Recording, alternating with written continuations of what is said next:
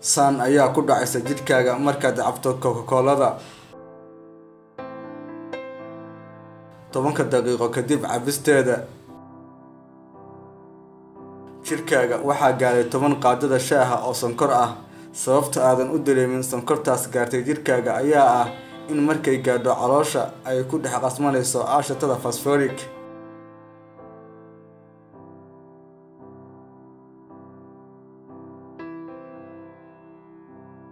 20 daqiiqo kadib cabisteeda.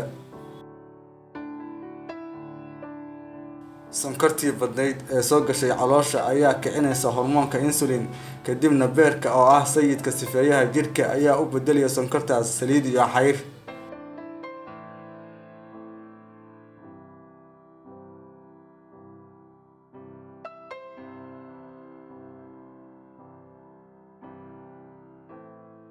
Afartan daqiiqo kadib cabisteeda.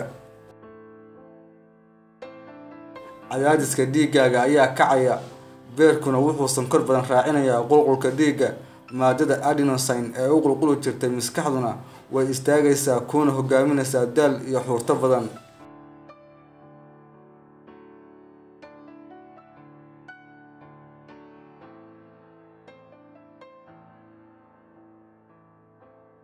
Hal saac kadib cabisteeda. Hal saac kadib markaad cabtay kookada waxaad dareemaysaa kaadi, laakiin ma ogtahay inaysan kaadi sax ah ahayn, beddelkeedsa ay tahay inay ka baxayaan maadooyin jidhka muhiim u ah sida zinc, magnesium, calcium iyo kuwo badan.